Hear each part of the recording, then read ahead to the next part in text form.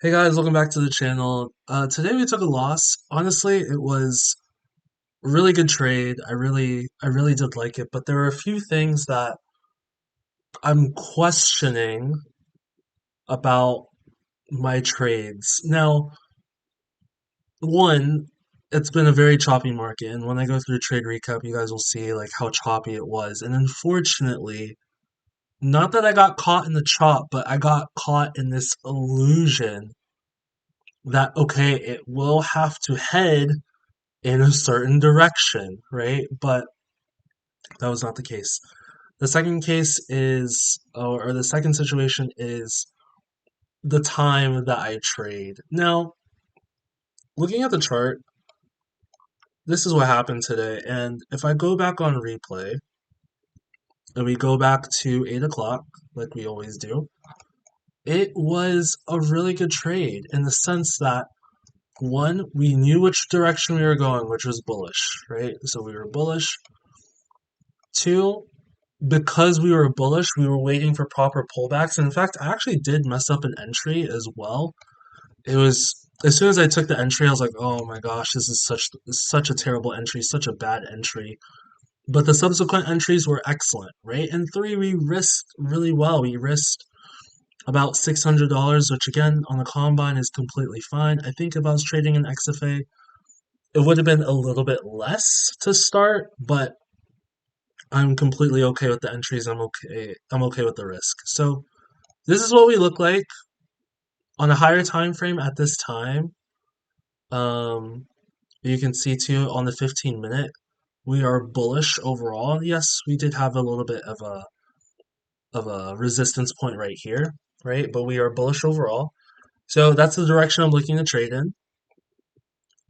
We start off, right? So at this point here, I went a little bit too far, but at this point here, it's like, okay, cool. Like we have rejection at prior day point of control.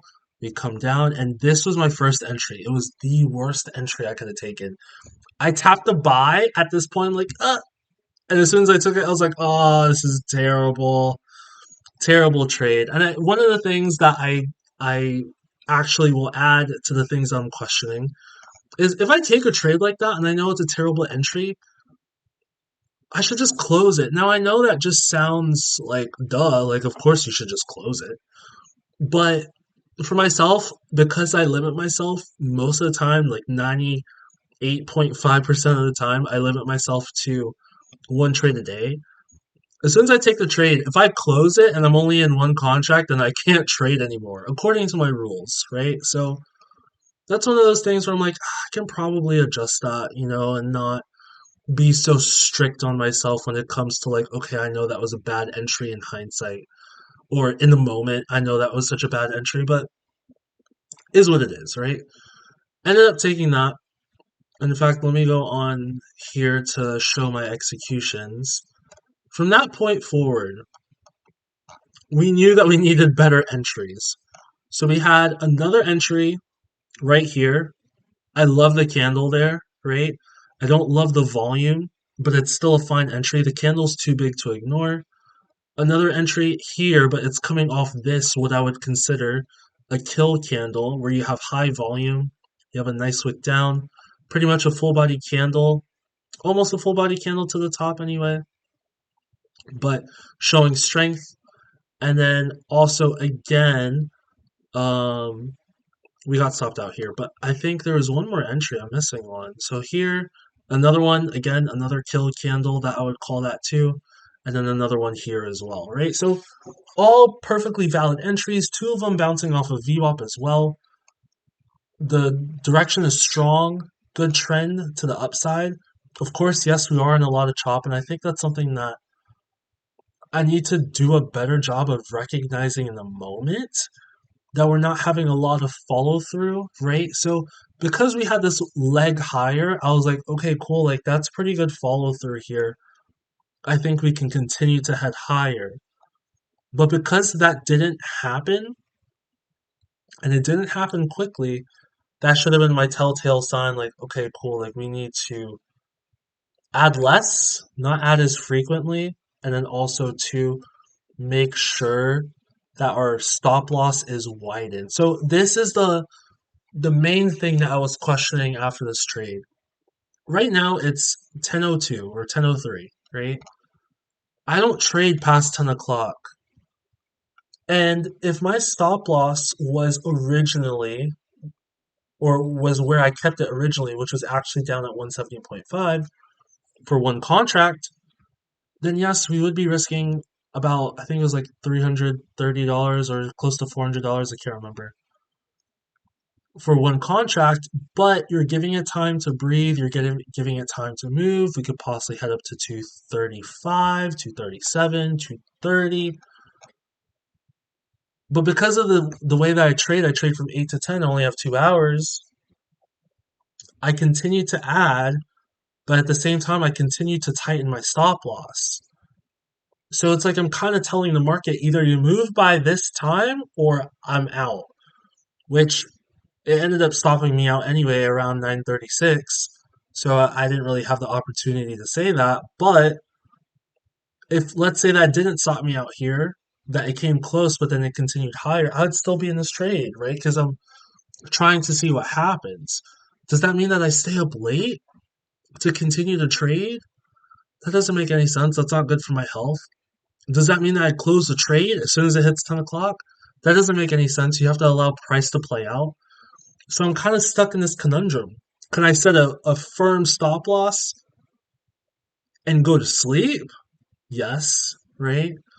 But now it's like I'm on autopilot and I can't allow myself, not that I can't allow myself, but because I'm on autopilot, if something is happening in the chart that I'm like, oh, I should probably get out here, I can't do that.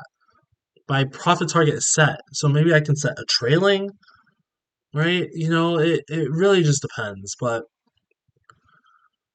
it's just one of those things that because of the time that I trade and because of trading Asian session, it makes it very difficult to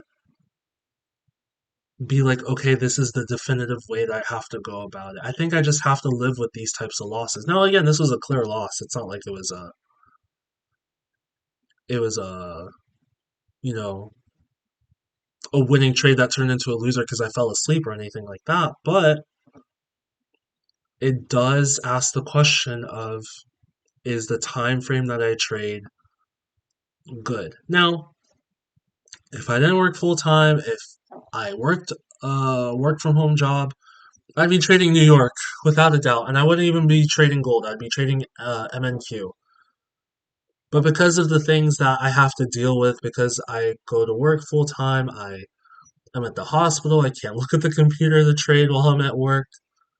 This is the only time I have, and this is part of it, right? So it does hinder me for sure, and these outside variables do affect me in that sense, but what can I do? There's not really much I can do. But anyway, guys, that's it for this video today. I know the market has been very choppy. This month has been choppy as a whole. February has not been fun. And February's price action looks like what May normally looks like in the market, but we just got to deal with it and we got to make sure that um, we continue to trade well, risk well, and at some point we will pass these combines. It's taking us a while, but again, we're doing well, right? We're trading well, things are going well. Yes, not every single trade is a win, which I would love, but we're doing all the right things, and that will lead to profitability. So, but yeah, guys, hopefully you guys are doing well. I hope you guys are trading well, and yeah, keep trading stoically.